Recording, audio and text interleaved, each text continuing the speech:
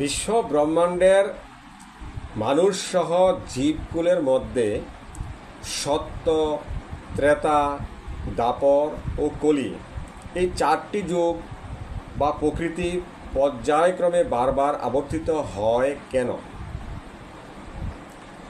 ভাগবতে বর্ণনা করা হয়েছে যে কলিযুগের মন্দ গুণগুলি যখন সহ্যের সীমা ছাড়িয়ে যাবে তখন পরমেশ্বর ভগবান কল্কি রূপে অবতীর্ণ হয়ে অধার্মিক মানুষদের হত্যা করবেন।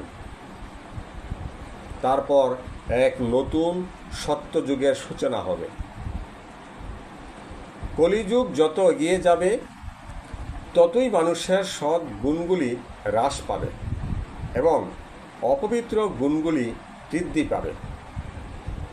নাস্তিক ধর্মের প্রাধান্য হবে।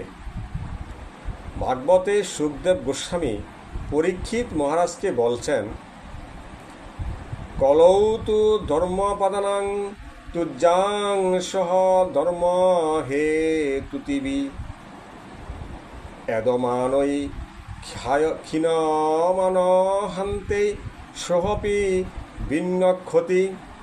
ভাগবতের দ্বাদশ অধ্যায়ের 3 নম্বর শ্লোকে এই শ্লোকটি বর্ণনা করা হয়েছে। অনুবাদটি হল, কলিযুগে ধর্মের 1/4 ভাগই শুধু অবশিষ্ট থাকে। নিত্য বর্তমান অধর্মের প্রভাবে সেই অবশিষ্ট ভাগটিও অবিরাম হ্রাস পেতে থাকবে এবং অবশেষে ধ্বংসপ্রাপ্ত হবে। কলিযুগের রাজাগণ কেবল রাজা জানির দস্যুতে পরিণত হবে, রাহাজানির দস্যুতে পরিণত হবে। জনসাধারণ নীচ প্রকৃতির কাজে লিপ্ত হবে এবং সমাজের সমস্ত শ্রেণীর মানুষের অনুপ্রেরণায় হয়ে যাবে। তপবনগুলি জড়ভোগে লিপ্ত রিসোর্টের মতো এবং পারিবারিক বন্ধন হবে তাৎক্ষণিক বৈবাহিক সম্পর্ক মাত্র।